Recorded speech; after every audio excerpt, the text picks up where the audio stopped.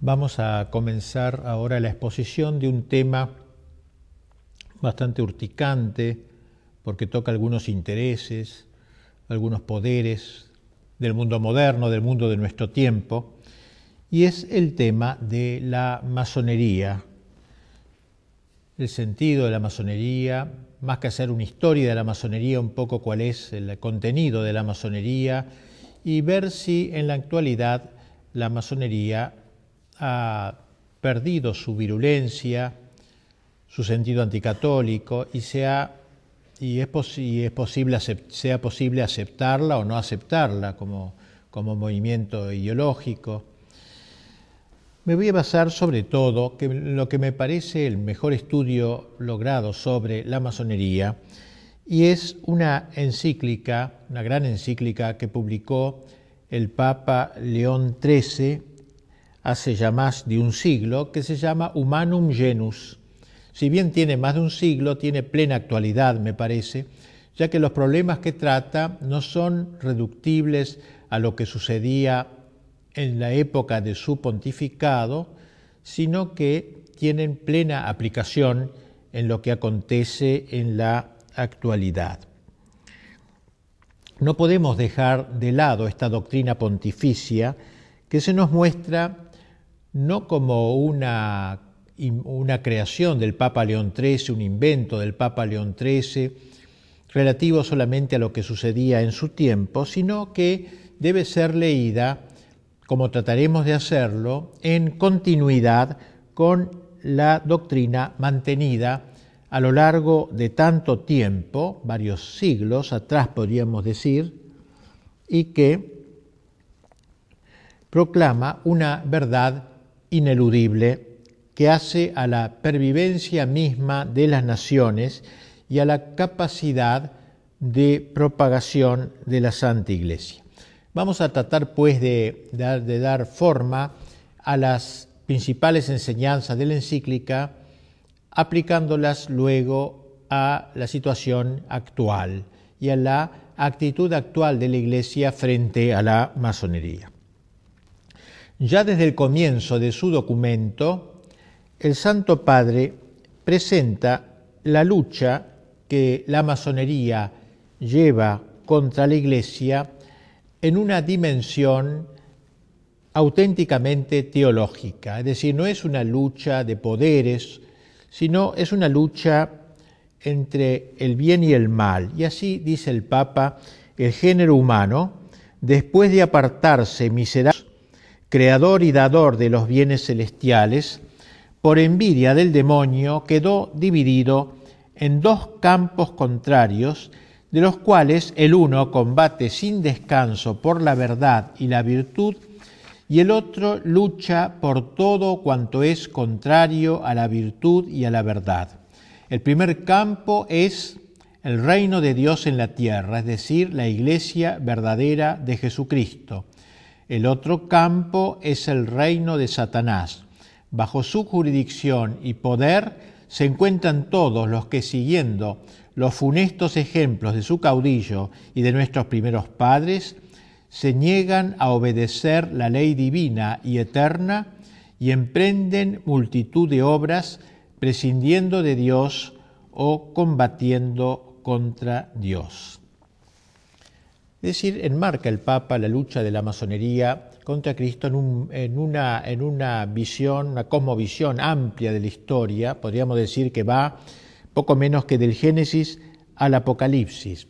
Y en ese sentido entronca su enseñanza con la doctrina de San Agustín, que expresó sobre todo en su gran obra de Civitate Dei, de la ciudad de Dios, donde habla de esta secular lucha que marca la historia, que da una explicación de la historia a la luz teológica, como si dijéramos que mira la historia desde los ojos de Dios, no desde los ojos miopes nuestros que ven con pocos alcances. En cambio, el Papa tiene esa visión, San Agustín tiene esa visión genérica y grande de la historia, donde presenta todo el acontecer histórico, el devenir histórico, como la expresión de un enfrentamiento de dos ciudades, la ciudad de Dios, que da el título a su libro de Civitate Dei, y la ciudad del mundo,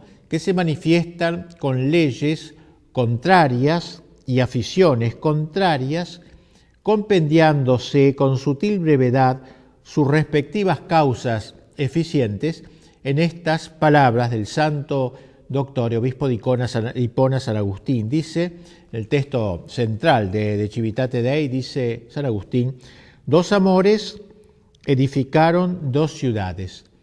El amor de sí mismo hasta el desprecio de Dios edificó la ciudad terrena. El amor de Dios hasta el desprecio de sí mismo, la ciudad celestial. Es decir, dos amores que explican este enfrentamiento, el amor de Dios y el amor del hombre. El amor de Dios, considerado como el primado, al cual se ordena todo el resto de la creación, el hombre incluido, y el amor del hombre, con mayúscula, el hombre endiosado, autoendiosado, que se eleva, consintiendo en cierta manera a la tentación paradisíaca: seréis como dioses, que Satanás dirigió a nuestros primeros padres. Por eso decíamos que su visión abarca todo el tiempo que corre desde el Génesis hasta el Apocalipsis.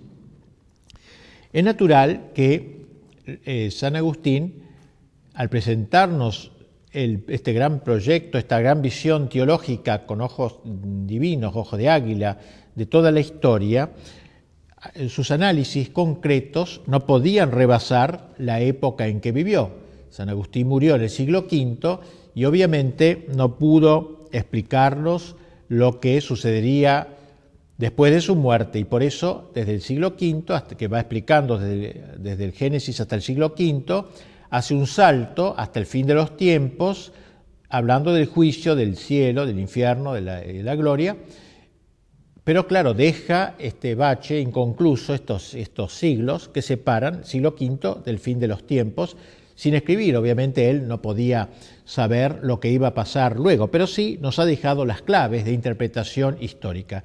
Gracias a esas claves podemos luego interpretar lo que ha ido sucediendo a lo largo de los siglos. Pero nos interesa ver cómo León XIII, al empezar su encíclica Humanum Genus sobre la masonería, la pone a la luz de esta gran visión agustiniana del enfrentamiento de las dos ciudades. Y así León XIII, luego de haber aludido a ello, añade lo siguiente, dice: durante todos los siglos han estado luchando entre sí con diversas armas y múltiples tácticas, aunque no siempre con el mismo ímpetu y ardor. En nuestros días, todos los que favorecen el campo peor parecen conspirar a una y pelear con la mayor vehemencia bajo la guía y con el auxilio de la masonería, sociedad extensamente dilatada y firmemente constituida por todas partes.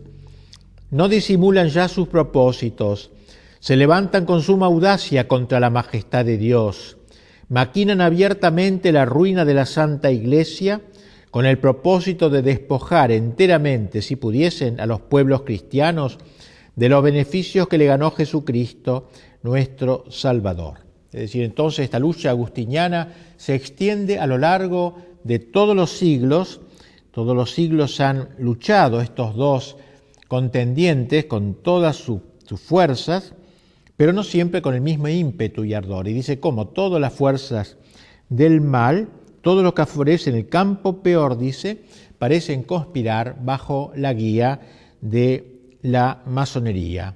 Así que ya ahí nos marca cómo este enfrentamiento de las dos ciudades se encuentra en uno de sus campos, el campo de Dios, la guía de la Iglesia, la guía del Magisterio, la guía de Cristo, y del campo de las fuerzas del mal, la guía del demonio, y en la tierra de la masonería.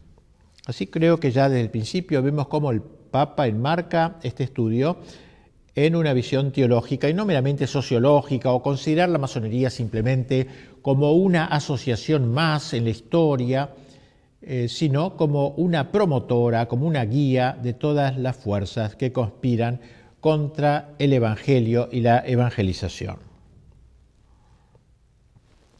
La base que justifica el juicio condenatorio que de la masonería ha pronunciado el Santo Padre reside, y esto queremos destacarlo fuertemente porque creemos que es lo esencial, reside, en la conexión intrínseca de la masonería con los principios del naturalismo. Dice el Papa, todo su empeño se reduce a traducir en los hechos las teorías del naturalismo. ¿Qué es el naturalismo? Es una corriente moderna, pero que comenzó con mucha claridad a manifestarse en los siglos XVII, pero sobre todo XVIII y parte del XIX, en donde hay una exaltación de la naturaleza del hombre en detrimento del orden sobrenatural. Sabemos nosotros los cristianos que en el mundo hay todo un orden natural, que es el orden de las cosas de la tierra, el orden de las personas que vivimos acá, de la economía, de la política, del arte, de la cultura, todo el orden temporal vive en ese orden natural. Es decir, natural significa que hubiera brotado instintivamente de los hombres tal cual Dios los ha creado en su naturaleza. El hombre por naturaleza tiene que trabajar en economía, tiene que hacer política, preocuparse por el bien común, tiene que trabajar en el arte, la cultura, en fin, todo lo natural, lo que brota naturalmente del hombre. Pero además de eso, los cristianos sabemos que existe un orden sobrenatural. La palabra lo indica, un orden que está por encima de la naturaleza y que es el orden del trascendental, el orden de la trascendencia, el orden gratuito, que Dios no estaba obligado a dar al hombre por ser hombre, sino que lo ha agregado, lo ha añadido en cierta manera. Por eso decimos sobrenatural. Pues bien, el naturalismo es un movimiento que se ha propuesto, digamos así, erradicar de la visión del hombre todo el orden sobrenatural. Que el hombre no crea que no existe más que el orden natural. Y todo llamado a lo sobrenatural es una utopía, una ilusión que debe ser borrada de la faz del hombre de cultura. El hombre que tiene cierta cultura, ciertas luces, el hombre iluminado del iluminismo, no puede creer en la existencia de un orden sobrenatural, solo vale el orden natural. Pues bien, el naturalismo es la doctrina que exalta la naturaleza. Se abroquela en la naturaleza, se encierra ahí en la naturaleza, no quiere saber nada del orden sobrenatural porque piensa que ya el hombre se basta a sí mismo. El hombre con sus propias fuerzas podrá perfectamente solucionar todos sus problemas y los problemas de la sociedad. Si no le alcanzan sus propias fuerzas, la fuerza de toda la sociedad unida le permitirá al hombre alcanzar su felicidad en la tierra. Fíjense ustedes que es un poco la tendencia que luego tendría el marxismo cuando hablara Marx de el paraíso en la tierra, o sea, el hombre que logra con sus solas fuerzas, a fuerza de músculos, encontrar su salvación, su felicidad en la tierra. Eso es el naturalismo, una herejía, propiamente la más grande herejía de nuestro tiempo. Y dice un autor contemporáneo, Gabriel del Noche, que él piensa que el fin de la historia, la época del anticristo, se caracterizará por una victoria casi general del naturalismo. O sea, el anticristo será una figura política que impondrá la doctrina del naturalismo en todo el mundo, de modo que pocos sean los que van a resistir, como dice el Apocalipsis, un pequeño resto, y casi todo el mundo vivirá a la luz de esta mentalidad naturalista. Pues bien, reitero lo que dice el Papa, todo el empeño de la masonería se reduce a traducir en los hechos las teorías del naturalismo. ¿Ven ustedes entonces? Tratar de meter el naturalismo en las almas, en los corazones, en las sociedades, traducir en los hechos llevar el naturalismo a la práctica, dejar que sea una doctrina teórica o de escritorio y pase a ser una doctrina convocante y que esté en el corazón de los hombres y de las sociedades. Pasa luego el pontífice a señalar los distintos aspectos que caracterizan el naturalismo y se trasuntan en la cosmovisión de la masonería. El principio fundamental de los que profesan el naturalismo, dice el Papa, es que la naturaleza humana y la razón natural del hombre han de ser en todo soberanas absolutas. O sea, no aceptar ninguna soberanía de lo sobrenatural, de lo alto, que no existe.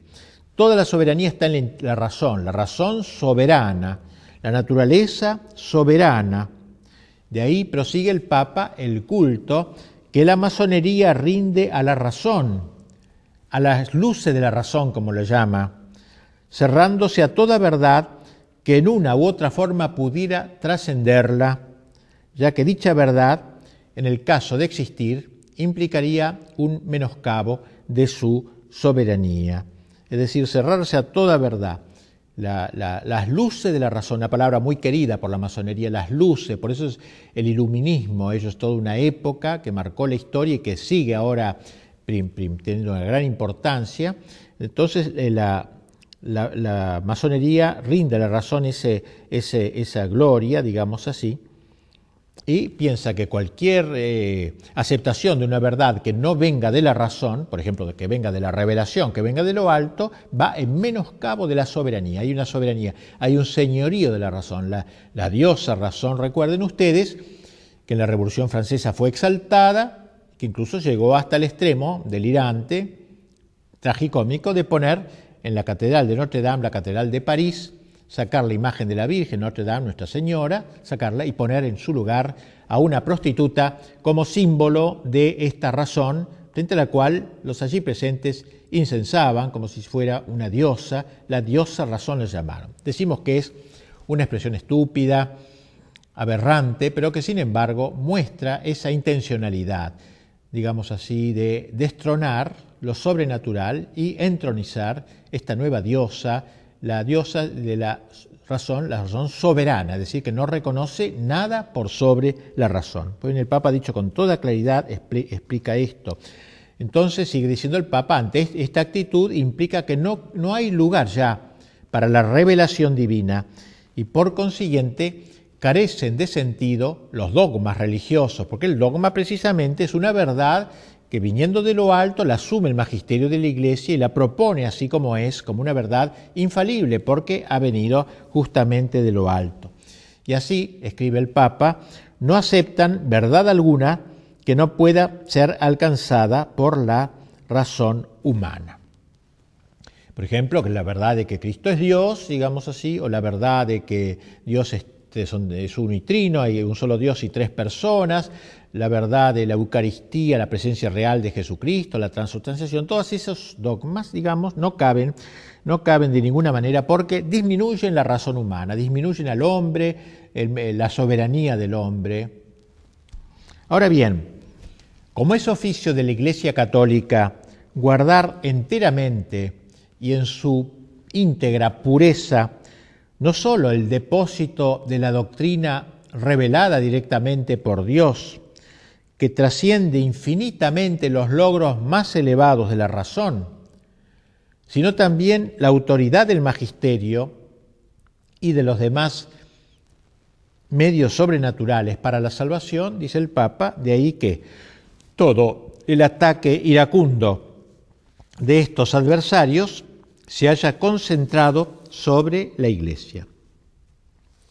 Yo quisiera destacar bien esta idea del Papa que me parece muy profundo. La masonería no es ante todo un ataque contra la Iglesia, un deseo de destruir el cristianismo, el catolicismo. La masonería es ante todo un ataque en pro del naturalismo. Esto es lo esencial de la masonería. Pues un masón a lo mejor podrá decir que cree en Dios, etcétera, que cree en el bienestar humano, que cree en la felicidad del hombre, pero no tocarle este tema. Esto es lo central de la masonería, el naturalismo, no luchar contra la Iglesia. Esto segundo.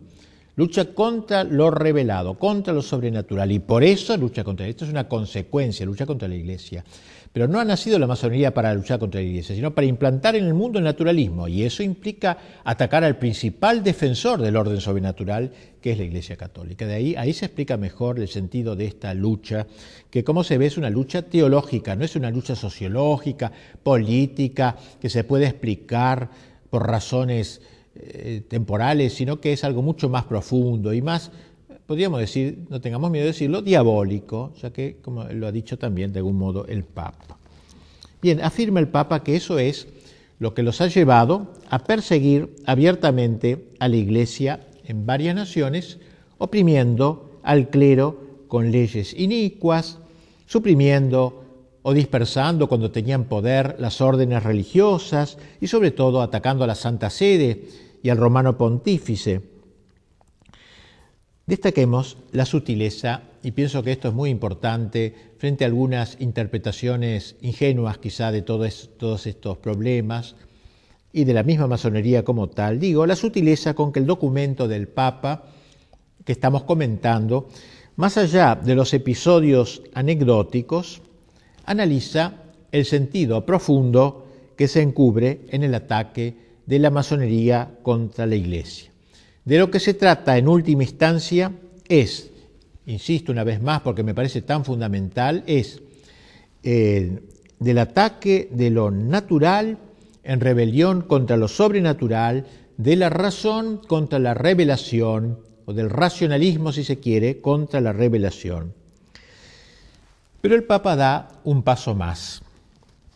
Como la secta, como la llama secta, en su afán libertario, ha declarado la independencia de la razón humana respecto de toda revelación o de todo magisterio que la trascienda, que trascienda la razón, que no esté estrictamente incluida en las coordenadas de la razón, resulta que en la práctica algunos masones optan por aceptar a Dios, creen en Dios o dicen que aceptan a Dios, otros por negarlo, otros tienen de Dios un concepto totalmente erróneo. O sea, no todos los masones dicen Dios no existe de ninguna manera. Una vez destruido o averiado este concepto fundamental de lo que es Dios o de quién es Dios, caen en tierra por falta de sustento no tan solo todo el conjunto de verdades sobrenaturales negadas a priori por los masones, ya que todo lo sobrenatural no existe, sino también las mismas verdades naturales. Y esto es una genialidad del Papa, ¿no? Un poco de acuerdo a aquello que decía Chesterton, que cuando se destruye el orden sobrenatural, se atenta contra el orden natural, porque el orden natural de alguna manera se apoya en el orden sobrenatural. Si yo quito el orden sobrenatural, dejo sin sostén al orden natural.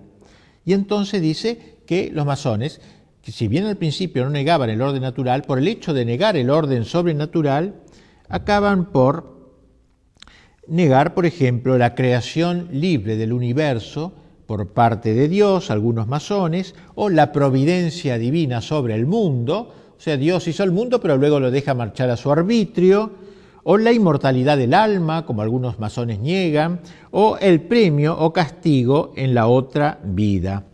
Es decir, dice el Papa con claridad, que derribado el orden sobrenatural, se desploma también el orden natural. Parece un dato muy inteligente, muy importante del Papa, frente a todos estos naturalistas que enarbolan el orden natural y no se dan cuenta que se autodestruyen al negar el orden sobrenatural, porque le quitan la base y la sustentación. San Agustín lo decía a su manera: el hombre que se resiste a dejarse elevar a lo sobrenatural, ineludiblemente se va degradando hacia lo animal. O sea, el hombre es un ser extraño, es un ser hecho para el éxtasis. Éxtasis significa salir de sí. O sale de sí para arriba, endiosándose por la gracia, se hace superhumano, podríamos decir, sobrehumano, pero por la gracia, así, o el hombre se degrada hacia abajo, se sale de sí hacia abajo, degradándose, animalizándose. No existe entonces el naturalismo puro, el humanismo químicamente puro, el hombre químicamente puro no existe. El hombre está hecho para trascenderse, o se trasciende hacia arriba por la gracia, o se trasciende, o sea, digamos, inventemos una palabra, trasdesciende de sí por el pecado, degradándose y animalizándose. No resulta posible establecerse de manera definitiva en un orden puramente racional, clausurado a toda trascendencia. Al cerrarse a lo suprarracional, el hombre se vuelve infrarracional. Creo que esta es una genialidad del Papa León XIII en su encíclica, haber mostrado cómo la masonería, al exaltar el orden sobrenatural en la negación del orden sobrenatural, destruye al hombre, a ese hombre al que trata, al que inciensa, a ese hombre escrito con mayúscula, al hombre de los derechos del hombre, a la soberanía del hombre, a la soberanía de la democracia, a la soberanía del pueblo, todas esas soberanías que inventa, sobre todo el pensamiento masónico, digamos así, el Papa demuestra su vacío, su inanidad, su vacuidad total. El naturalismo es un atentado contra la inteligencia que al cerrarse a la verdad sobrenatural queda, por así decirlo, como castrada. Y como la voluntad sigue a la inteligencia, también la voluntad se ve herida en su tendencia hacia el bien. O sea, no solamente queda herida la inteligencia del hombre, sino también su propia voluntad. Las tres fuentes o verdades de donde brotan toda moral y toda justicia son, según la enseñanza de León XIII, en primer lugar, un Dios creador y gobernador providente del mundo. En segundo lugar, una ley eterna que manda conservar el orden natural y prohíbe perturbarlo. Y finalmente, el fin último del hombre, más allá de todas las realidades humanas y de esta transeúnte, pasajera vida terrenal. Si se suprimen, dice el Papa, como suelen hacerlo el naturalismo y la masonería, la ciencia moral y el derecho quedan destituidos de todo fundamento y defensa. En efecto, dice el Papa, la única moral que reconoce la familia masónica es la llamada moral cívica, independiente y libre, es decir, una moral que excluye toda idea religiosa. Y aquí tenemos cómo aquella masonería que inicialmente se mostró prorreligiosa, creyendo quizás en Dios, etc., acaba diluyendo todo esto, diluyéndose plenamente en una secta, digamos, donde queda excluida toda idea religiosa. El rechazo de las verdades enseñadas por Dios, este iluminismo, este racionalismo, conduce necesariamente, según observa con sagacidad el Santo Padre, a la negación del pecado de nuestros primeros padres. O sea, a la idea de que la naturaleza del hombre nace dañada por el pecado de origen comunicado de padres a hijos y consiguientemente lleva a la negación de una naturaleza debilitada y proclive al pecado. Claro, si no hay pecado original, la naturaleza del hombre no ha sido tocada, no ha sido herida, averiada por el pecado, el hombre nace perfecto cuando nace. Poco la idea de Rousseau, el hombre naturalmente bueno, que lo hace malo es la sociedad. No hay ninguna cosa previa, no hay ningún pecado original, no hay nada con que haya nacido malo. Es bueno, de por sí, si lo dejaran, por ejemplo, en una selva, sería buenísimo el hombre. ¿Por qué se hace malo el hombre? Por la sociedad lo arruina. Bueno, esta un poco es la idea de Rousseau, ¿no? Hemos visto, por el contrario, hasta qué punto los masones exageran las fuerzas y la excelencia de la naturaleza humana. Precisamente porque el hombre no tiene pecado de origen, exageran la fuerza de la justicia humana, poniendo en esta el único principio regulador de la justicia. Ni siquiera se les llega a ocurrir la necesidad de que hay que sofrenar los ímpetus de la naturaleza y sus pasiones desordenadas. O sea, si el hombre ha nacido sin pecado original, sin malos instintos, ¿por qué la necesidad de mortificar las pasiones? Dejemos libre curso a los ímpetus del hombre, a las tendencias del hombre, dejémosles libre curso, porque son sanas, son buenas, de modo que no es necesario adquirir un señorío de sí, como dicen los cristianos, un dominio de sí, fruto de un combate, una lucha interior, un combate prolongado y una constancia muy grande. No existe lucha interior, sino que el hombre de por sí es naturalmente bueno. Se trataría de una nueva y sutil formulación del viejo pelagianismo. ¿Qué era esto? El pelagianismo era una vieja herejía llamada así por su fundador, un tal Pelagio, el cual él y sobre todo sus seguidores sostenían que el hombre podía salvarse con sus propias fuerzas. Es decir, que los cristianos decimos que para salvarnos necesitamos la ayuda de Dios, la ayuda de la gracia. Los pelagianos decían que no, que el hombre se podía salvar y autorredimirse, salvarse solo. Pues bien, podríamos decir que la masonería resucita la vieja idea pelagiana. El hombre, por las solas fuerzas de su voluntad, es capaz de adquirir la rectitud natural. No necesita de la ayuda de Dios. El hombre, a fuerza de músculo, dice, quiero ser bueno y punto, y es bueno y se terminó. Y así entonces, que esta rectitud natural, que para el masón es la única concebible, porque no hay rectitud sobrenatural, la única concebible, así como por las solas fuerzas de su razón, puede alcanzar la plenitud de la verdad. O sea, la razón, como no está herida por el pecado, solamente y sin ayuda de revelación puede llegar a la verdad total. Y la voluntad, como tampoco está herida por el pecado, no necesita vencer a las pasiones, sino que ella sola puede llegar a conquistar la felicidad. ¿Ven ustedes a dónde llega el naturalismo, el racionalismo, el naturalismo, cuando se alcanzan sus últimas consecuencias? Sin embargo, como insinuábamos más arriba, una actitud semejante, negatoria de la gracia, en realidad acaba por desembocar no en el santón laico, ese masón honesto, naturalmente honesto, digamos así, honesto burgués, como se ha dicho a veces, que se esperaba, sino en un hombre abiertamente desenfrenado. O sea, en el fondo, si se le deja al hombre seguir los instintos, seguir sus ocurrencias intelectuales, no es, como el hombre no es naturalmente bueno, como dicen los masones, sino está tocado por el pecado, ¿no? Entonces acaba en el desenfreno total. Justamente, si no hay una lucha interior, si no hay una victoria interior sobre las pasiones, el hombre acaba en un caos, en una Babel interior. Y así dice el Papa, comentando esto, dice, por esto vemos el ofrecimiento público a todos los hombres de innumerables estímulos de las pasiones, periódicos y revistas sin moderación ni vergüenza alguna, obras teatrales extraordinariamente licenciosas.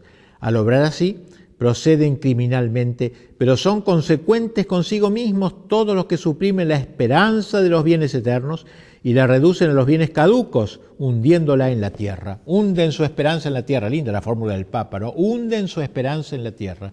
La esperanza justamente que es hacia el más allá, que es una virtud teologal, que nos hace esperar en Dios, en el cielo, etc. Estos señores ponen la esperanza en la tierra, la hunden en la tierra, y esto produce este desenfreno que se muestra en los periódicos, en el cine, en todos lados, ¿no? En donde, pero son consecuentes consigo mismos, dice el Papa, claro, porque si niegan el orden sobrenatural y niegan que el hombre nazca con el pecado original, estas son las consecuencias lógicas de tales pensamientos. Me parece que el Papa desnuda claramente el contenido de la masonería, que se muestra tan caballeresca, tan gentilhombre, etcétera, y muestra como un espantapájaros. Si se le saca, lo que queda en el fondo es dos palos atravesados, no queda nada.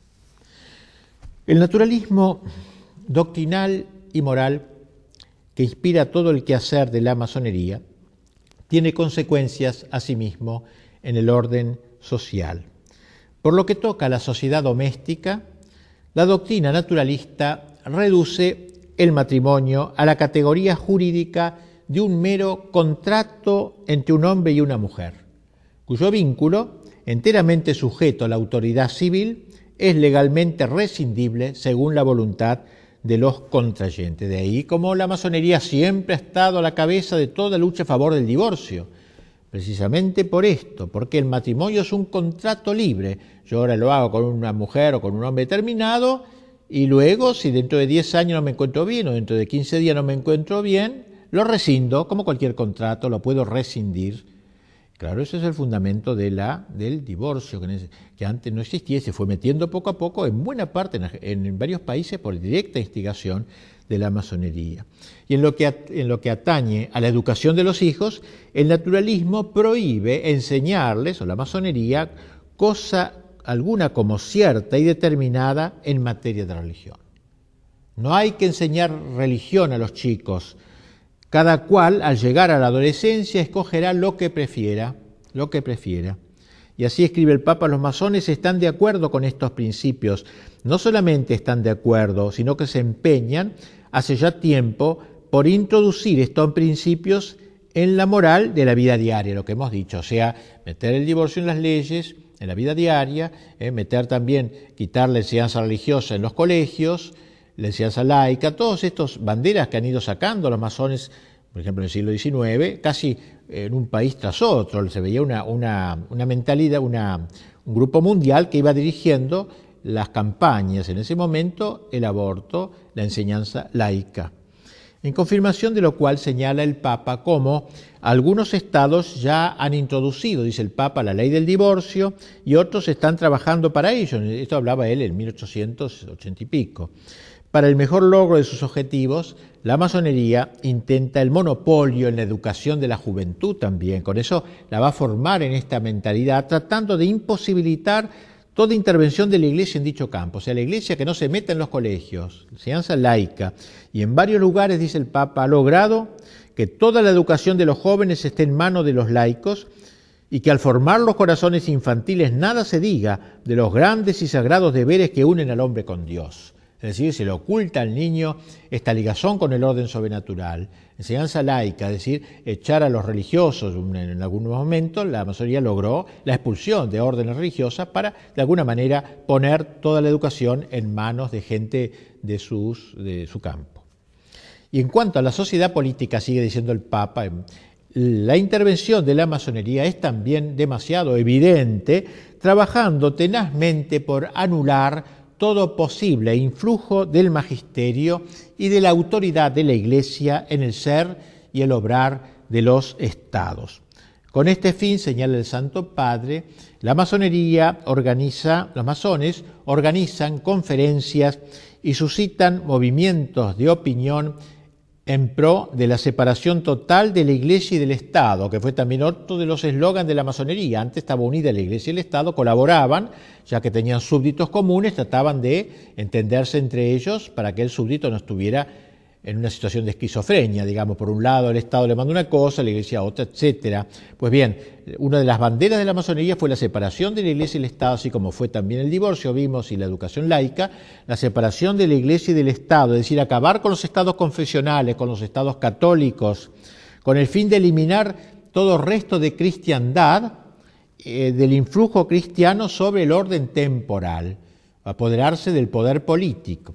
Excluyen así, dice el Papa, de la legislación y de la administración pública el influjo saludable de la religión católica, de lo cual se sigue la tesis de que la constitución total del Estado debe establecerse al margen de las enseñanzas y de los preceptos de la Iglesia. O sea, el Estado tiene que seguir su camino totalmente al margen de la enseñanza de la Iglesia, cosa que vemos actualmente casi impuesta en la mayor parte de los estados modernos. Pues bien, todo esto es un logro, podríamos decir, de la masonería.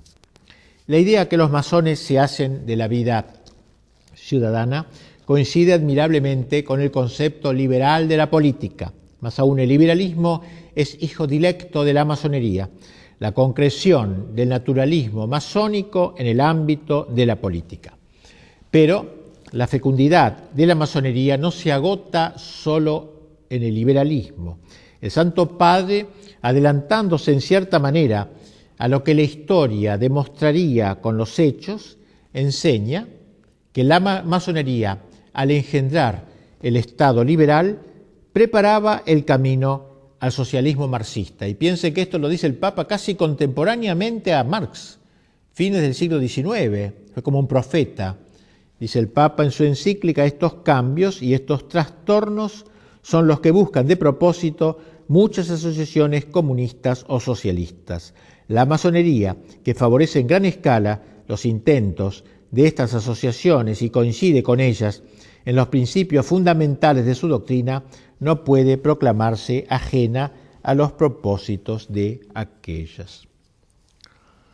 Bien, la masonería solo puede ser entendida a fondo si se la considera en el contexto del gran proceso desacralizador que comenzó a fines del siglo XIV. La Edad Media, a pesar de todos sus defectos, logró plasmar la cristiandad. Cristiandad significa la impregnación por parte del Evangelio del orden temporal, de la política, de la cultura, del arte, de la economía, impregnado todo por el espíritu del Evangelio. Esta sociedad, cristiandad, descrita con tanta expresividad por el mismo León XIII en su encíclica Immortale Dei, donde decía al que el Papa, hubo un tiempo, triste la expresión, no, hubo un tiempo como con nostalgia, hubo un tiempo en que la filosofía del Evangelio gobernaba los estados.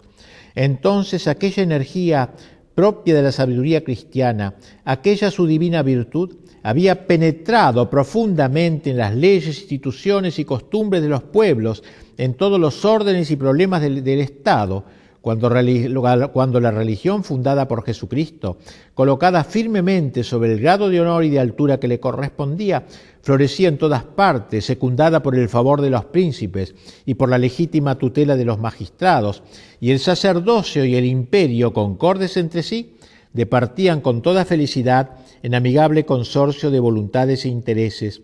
Organizada de este modo, la sociedad civil produjo bienes muy superiores a toda esperanza. Y miren cómo termina este texto el Papa: todavía subsiste la memoria de ellos y quedará consignada en un sinnúmero de monumentos históricos, ilustres e indelebles, que ninguna corrupturabilidad de los adversarios podrá nunca desvirtuar ni oscurecer. Como diciendo, ¿qué queda de toda esa época gloriosa de cristiandad? Nada, solo algunos monumentos, iglesias románicas, góticas, pero todo eso no ha sido destruido y queda firme la memoria. Por eso empezaba el Papa este texto: hubo un tiempo en que la filosofía del Evangelio gobernaba los estados. Lo dice con tristeza, porque en esa época de él ya la masonería había dado pasos fundamentales para la conquista del mundo, de la sociedad, del Estado sobre todo, para sus intentos.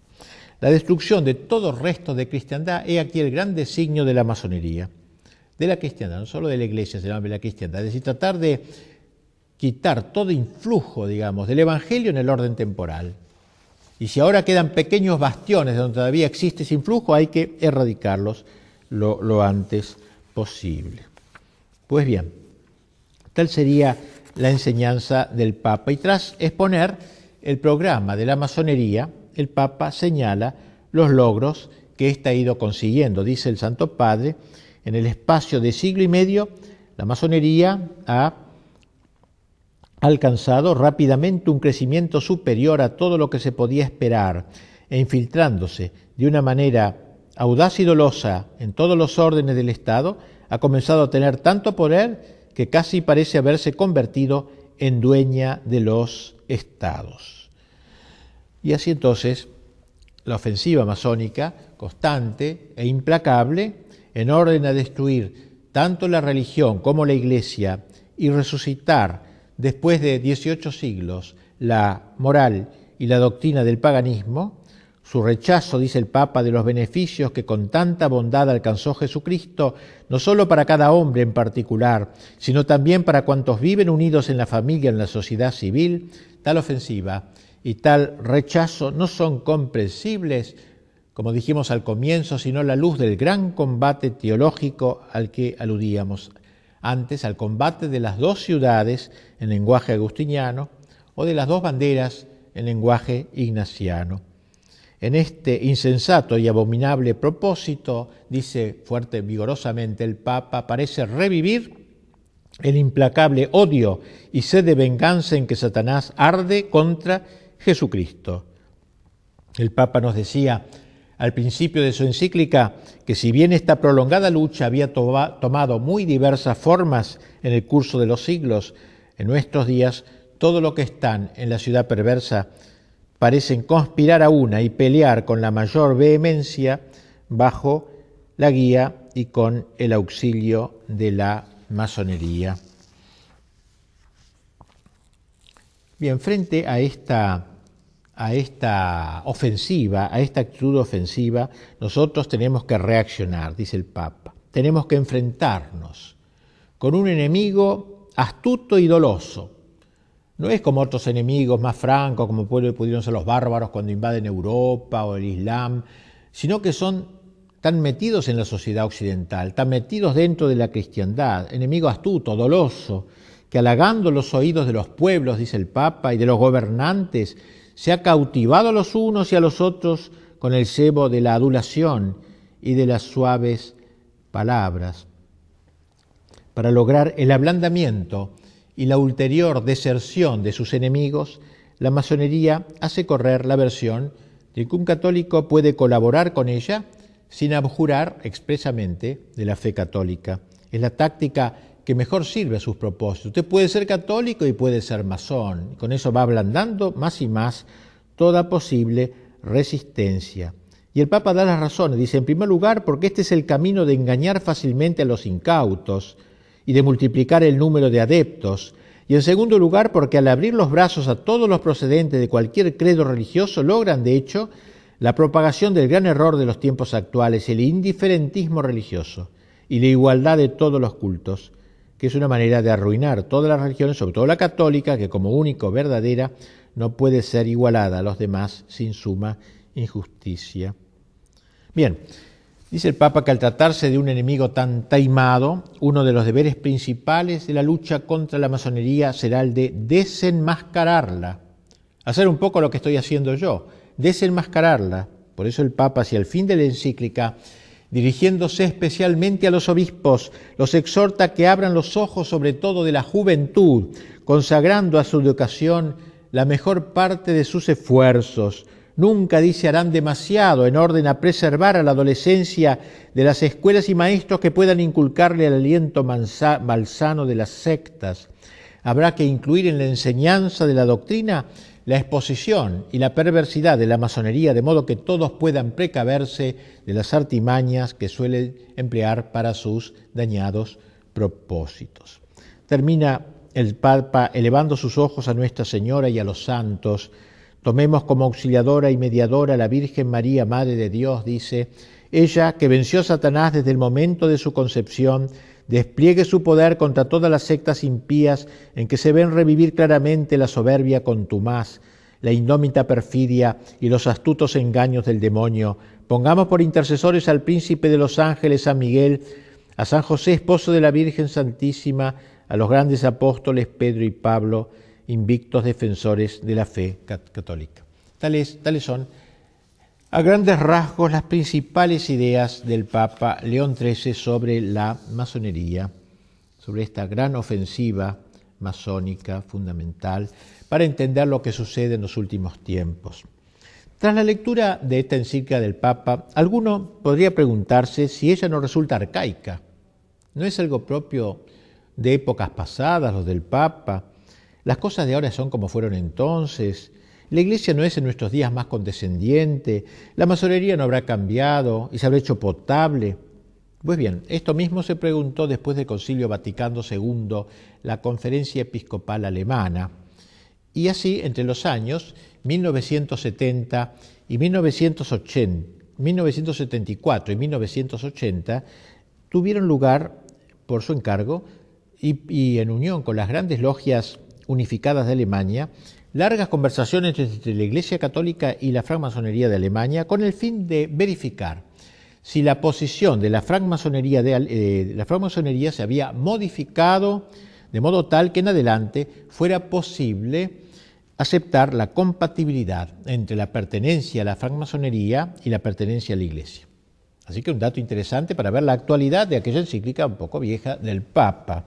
Y luego de un estudio serio de los 3 primeros grados del ritual francmasónico, ustedes saben que hay 33 grados.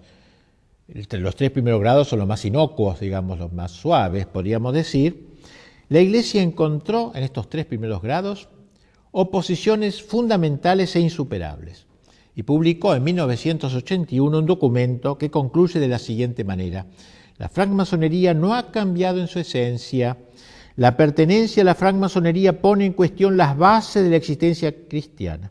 El examen profundizado de los rituales masónicos y de las reflexiones fundamentales de la francmasonería, así como la concepción incambiada que la francmasonería tiene de sí misma, dejan en claro lo siguiente, 2 puntos, claramente aquí: la pertenencia a la Iglesia Católica y la pertenencia simultánea a la francmasonería son incompatibles.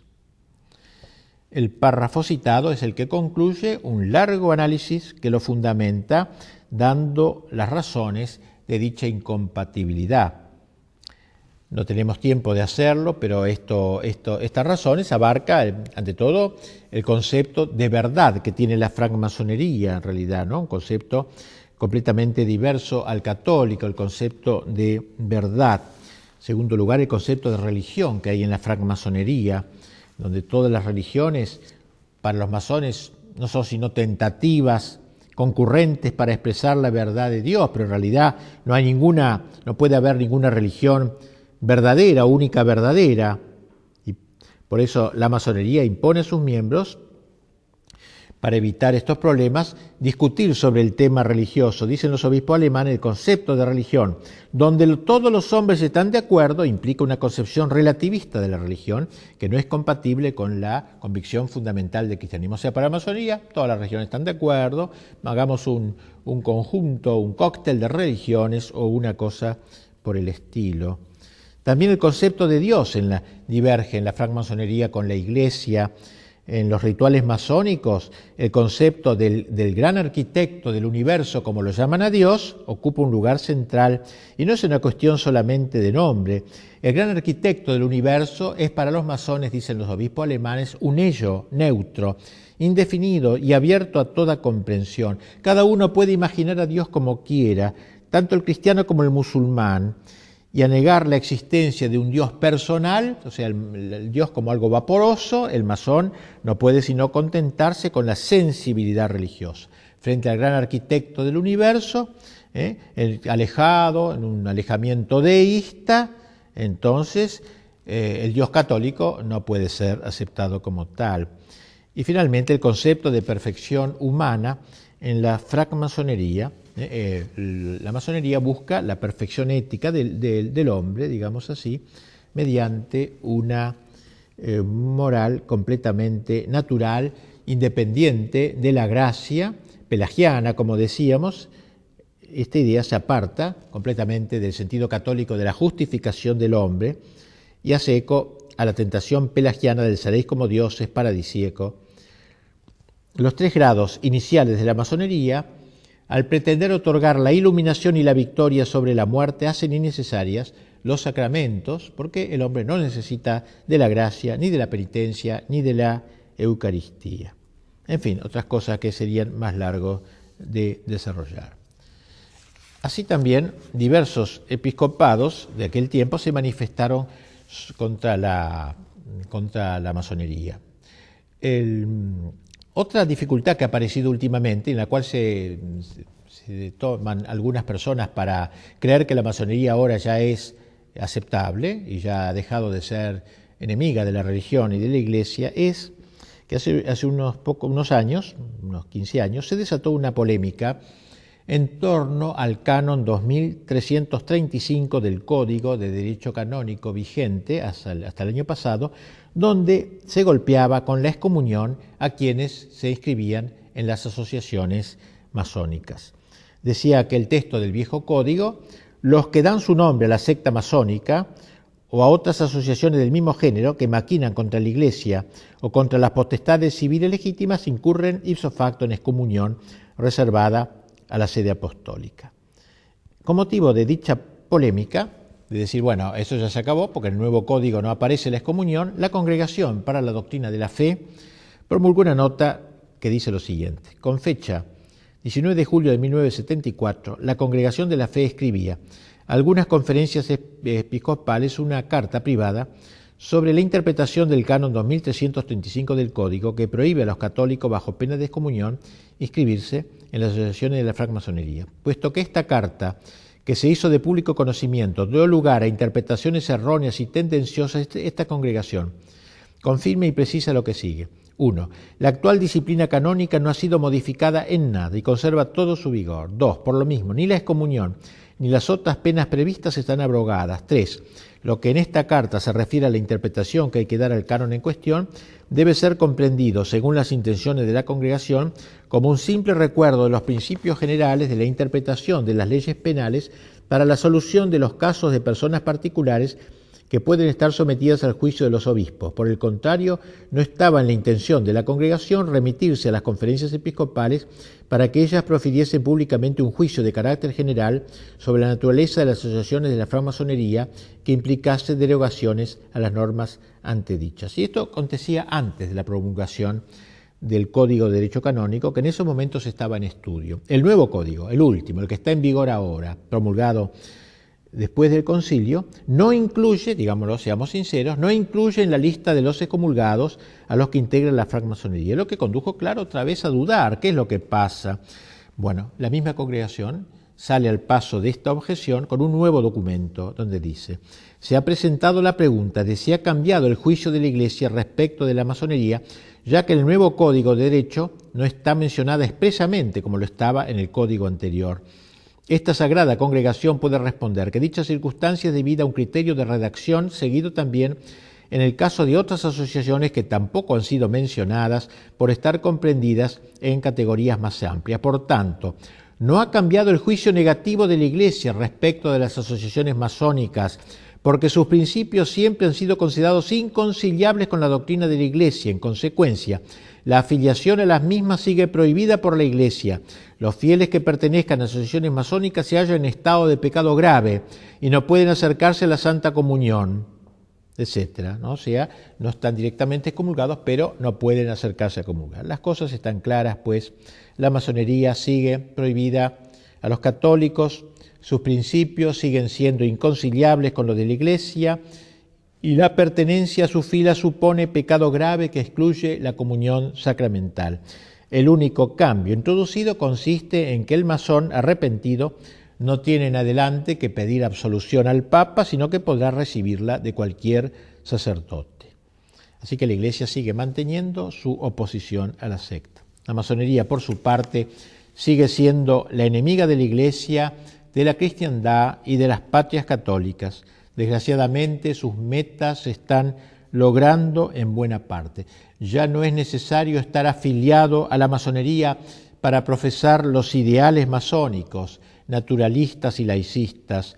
Baste pensar, por desgracia, que el común de la gente, según acepta estas ideas, es como la mentalidad general. Ahora todo el mundo vive estas ideas del naturalismo, ¿no? Aunque no esté afiliado a la masonería, y en este sentido ha habido un gran triunfo social de ellos, pero esta victoriosa infiltración de la masonería en la sociedad de nuestros tiempos e incluso en el interior de la Iglesia solo debe servirnos para oponernos a ella con más intrépida decisión, enfrentarla con todos los medios lícitos que están a nuestro alcance.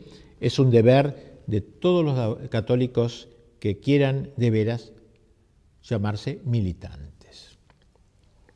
Pero esta victoriosa infiltración de la masonería en la sociedad de nuestros tiempos e incluso en el interior de la Iglesia solo debe servirnos para oponernos a ella con más intrépida decisión, enfrentarla con todos los medios lícitos que están a nuestro alcance. Es un deber de todos los católicos que quieran de veras llamarse militantes.